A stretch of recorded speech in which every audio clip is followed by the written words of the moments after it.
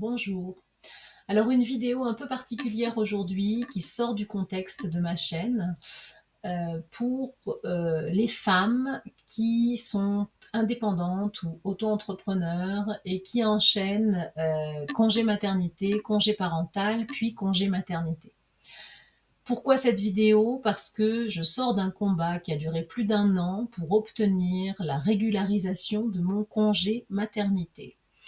Voilà, ma fille est née fin mars 2024 et nous sommes en décembre 2025 et je viens enfin d'obtenir la régularisation de mes indemnités journalières.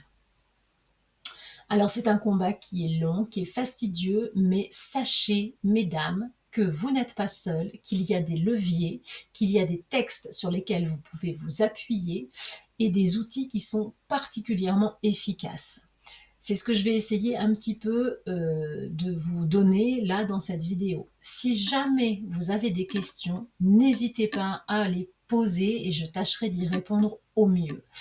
Je connais pas tout, je suis pas juriste, mais j'ai mon expérience qui peut vous aider. En tout cas, j'espère que ça pourra vous aider et c'est pour ça que je fais cette vidéo aujourd'hui.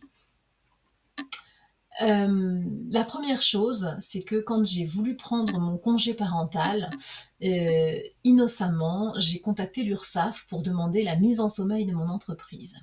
C'était la dernière chose à faire. L'URSSAF ne sait pas parce qu'il n'y a pas de case prévue pour ça. Donc on m'a répondu, il faut radier votre entreprise. Ce que j'ai fait.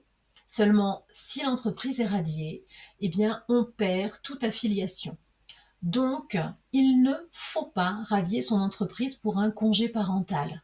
Il faut continuer à déclarer à 0 et puis après, si jamais ça arrive, eh bien la radiation se fera toute seule. Mais tant que vous déclarez à 0, vous êtes affilié, ce qui, en cas de seconde maternité, vous protège et vous permet d'obtenir les indemnités journalières de la part de la CPAM. Donc ça, c'est la première chose qui est très importante. Cela dit, si comme moi, vous avez suivi ce qu'on vous a dit de faire, eh bien, contactez la médiation de l'URSSAF pour expliquer le problème. Et dans ces cas-là, eh bien moi, il n'y a pas eu de souci. Ça a été ce qui a été en tout cas le plus rapide dans mon combat.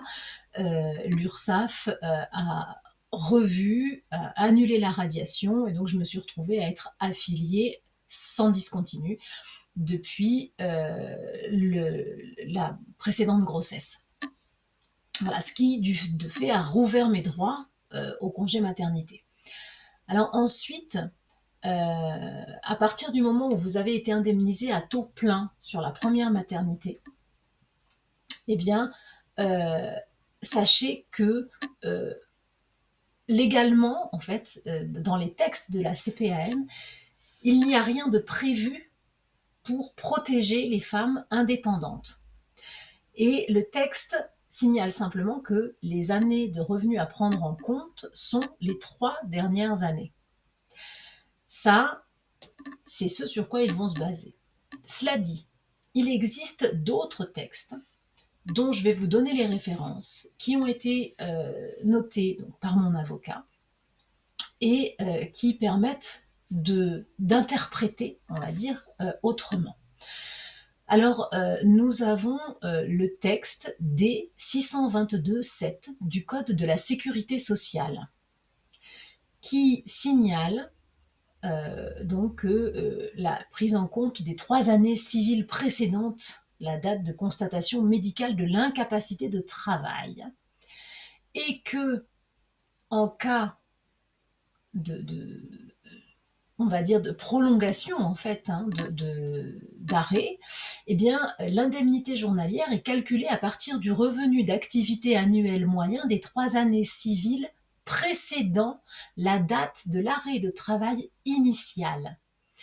Et donc c'est bien en se basant là-dessus que mon avocat a défendu le fait que mon premier arrêt de travail correspondait à la cessation d'activité due à la première grossesse et non à la deuxième grossesse.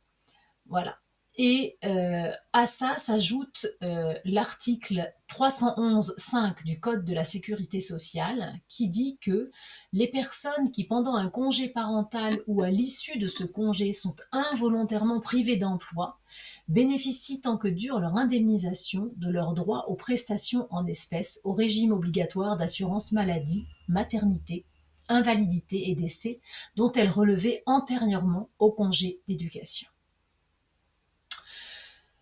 Voilà, donc en se basant sur ces articles-là, eh bien, il y a tout à fait matière à pouvoir se défendre. Alors après, en ce qui concerne la procédure, euh, j'ai commencé par demander à la médiation de la CPAM d'intervenir.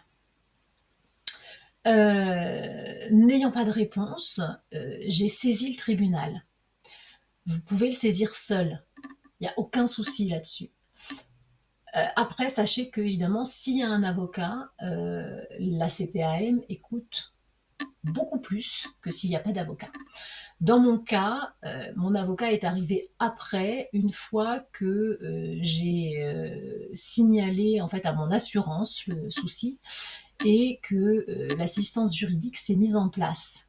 Mais ce qui est important, c'est de ne pas rater les délais. Vous avez 2 mois à compter de la date où vous avez envoyé votre courrier. Envoyer votre courrier en recommandé avec accusé de réception, c'est la seule option pour pouvoir avoir une date qui fasse foi. Ensuite, en parallèle de ça, eh bien, il y a le défenseur des droits. Alors, il y a 2 options. Le défenseur des droits au niveau national, là, c'est sur Internet. Vous faites votre déclaration, c'est très intuitif, c'est très bien fait. Vous donnez toutes les informations que vous avez. Et le dossier va suivre son cours au niveau national. Ça veut dire quoi? Ça veut dire qu'il va y avoir une enquête et à l'issue de l'enquête, il va y avoir une recommandation. Ça va être plus long, mais c'est fortement efficace. L'autre option que j'ai aussi utilisée, parce qu'en fait au départ je ne savais pas, c'est de contacter le délégué local du défenseur des droits. Là, en l'occurrence, c'est une femme qui a été très efficace et qui m'a permis d'obtenir les courriers de la CPAM. Voilà, c'est-à-dire que au moins elle était là pour les bouger, pour les obliger à me répondre officiellement, parce que sinon je n'avais aucune réponse. Mais le défenseur des droits au niveau local ne vaut pas la saisine officielle du défenseur des droits au niveau national. Et au niveau national, eh bien, qu'est-ce que ça a donné? Parce que en fait, dans mon cas, c'est eux qui ont débloqué la situation. Alors, je vous lis le courrier que j'ai reçu en fait de leur part. Donc, vous avez saisi le défenseur des droits d'une réclamation portant sur un désaccord relatif au calcul des indemnités journalières de maternité qui vous ont été versées par l'assurance maladie.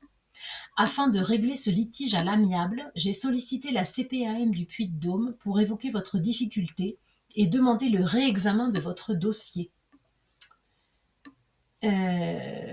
Voilà, au regard de l'issue positive de cette réclamation, je vous informe que je procède ce jour à la clôture de votre dossier. Donc en fait, ce qui s'est passé, c'est que le défenseur des droits a insisté pour que la CPAM revoie sa copie. Ce qui m'a fait obtenir gain de cause. Mais ce qui fait aussi qu'il n'y a rien d'officiel au niveau national, il n'y a pas de recommandation qui puisse faire jurisprudence pour d'autres femmes qui se retrouveraient dans le même cas. C'est pour ça que je fais cette vidéo aujourd'hui.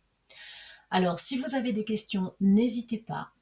Et j'espère que ça pourra être utile à certaines femmes.